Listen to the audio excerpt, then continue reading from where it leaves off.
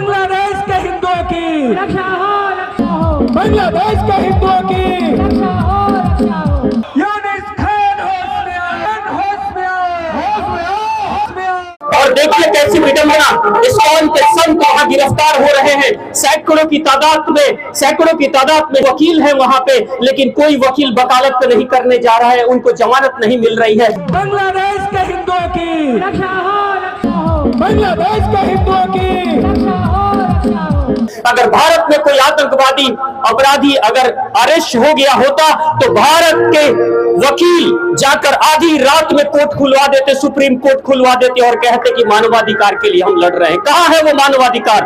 कहां है वो विश्व की मीडिया?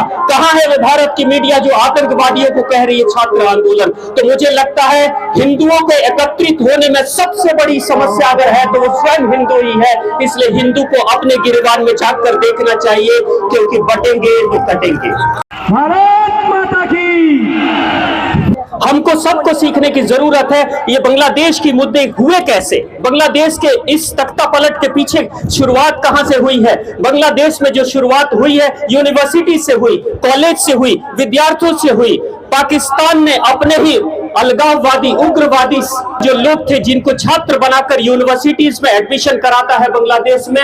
हमारे बांग्लादेश के जो हिंदू लोग हैं या मुस्लिम हैं उनका माइंड वॉश किया जाता है और पूरी भूमिका तैयार की जाती है और अंत में जाकर तख्ता पलट होता है। तो लोगों ने, भारत के मीडिया के लोगों ने कहा ये तो छात्रों का आंदोलन है, जबकि वो छात्रों नहीं उग्रवादियों और आतंकवादियों का आंदोलन है। यह लगभग कहीं ना कहीं आवाज सुनाई देने लगी है। भारत में भी अगर जेएनयू यूनिवर्सिटी में भी अगर भारत के तोड़ों के नारे लग रहे हैं तो हम सभी को सतर्क हो जाना चाहिए कि हमारे छात्रों का माइंड वॉश करना शुरू कर दिया गया है। अगर अब से नहीं संभलेंगे तो जो बांग्लादेश में हुआ वो भारत में भी हो सकता है।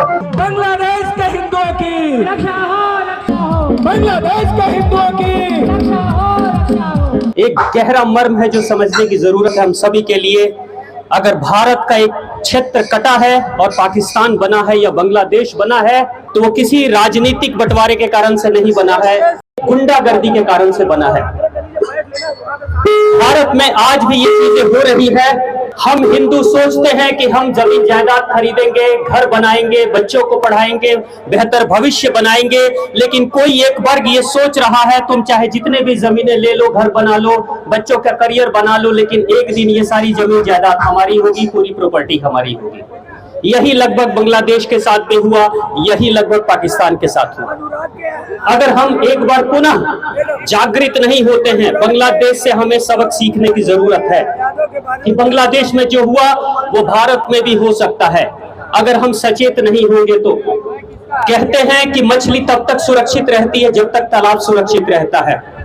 ये तालाब देश है और हम सभी छोटी बड़ी मछलियां हैं। हम तब तक सुरक्षित रहेंगे जब तक ये देश सुरक्षित रहेगा। बांग्लादेश बंगालियों का देश है, उसका शाब्दिक अर्थ है बंगालियों का देश। बांग्लादेश के हिंदुओं की रक्षा हो यूनिस खान होश में आओ, होश में आओ, होश में आओ। जिस तरीके से अत्याचार हिंदुओं के ऊपर हो रहा है, यह अत्याचार कहीं भी पूरी दुनिया के देशों में अगर होता है तो निश्चित तौर से वो अत्याचार, वो अपराध, वो घटनाएं हमारे ऊपर घट रही हैं। हमें सीखने की जरूरत है इजराइल से। इजराइल में आज एक भी इजरायली पूरी दुनिया के किसी भी कोने में हो, अगर उसके साथ कोई भी अत्याचार होता है तो विश्व के सारे इजरायली एक साथ में विरोध करते हैं।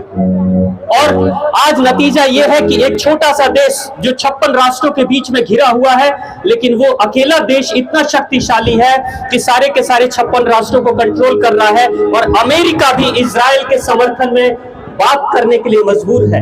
कारण उसका एक है कि जहां भी इजरायली जहां भी रहता है, वह चाहे विज्ञान में, चाहे राजनीति में, चाहे शिक्षा में या शक्ति में, हर तरह से वो सुदृढ़ है, मजबूत है, जिसके कारण से आज सशक्त राष्ट्र बना हुआ है। और उसी के कारण से आज इजराइल का लोहा पूरी दुनिया मान रही है।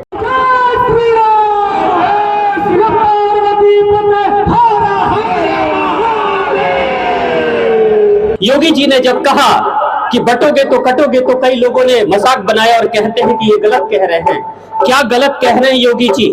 1984 में हिंदू और सिख बटे थे और सिखों को मारा गया था।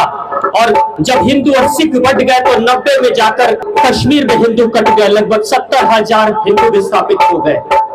भारत में जब हिंदू बटे थे तो मुगल आए थे, भारत में हिंदू बटे थे तो अंग्रेज आए थे, भारत में जयचंद और पृथ्वीराज चौहान बटे थे तो गुलामी झेलनी पड़ी थी हम सभी को। आज हम सब के लिए सबक है कि अगर हिंदू एक बार पुनः जाति और छोटे छोटे बिरादरी में अगर नहीं बटेंगे, हम एकत्रित होंगे तो जहां संगठन होती है वही संगठन की शक्ति होती है।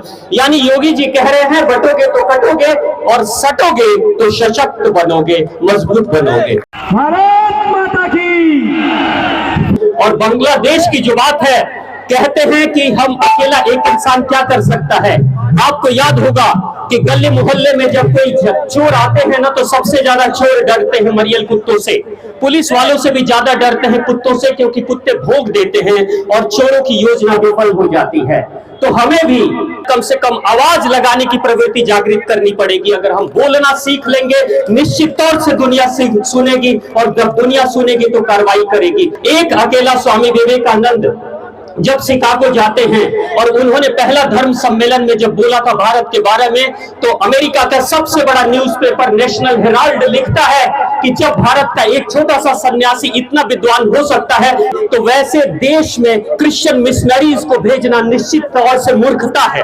ये स्वामी विवेकानंद, एक व्यक्ति बोलता है, एक संत बोलता है और पूरी दुनिया सुनती है, और उसी के बाद से क्रिश्चियन मिशनरीज को भारत में मिलने वाली फंडिंग जो विदेशों से आती थी वो बंद हो गई थी। भारत माता की। बांग्लादेश के हिंदुओं की रक्षा हो, बांग्लादेश के हिंदुओं की रक्षा हो। यूनिस खान होश में आओ, होश में आओ, होश में आओ, होश में आओ। जय हनुमान ज्ञान गुण सागर, जय कबीर निहुलो से उजागर, राम नाम नित्य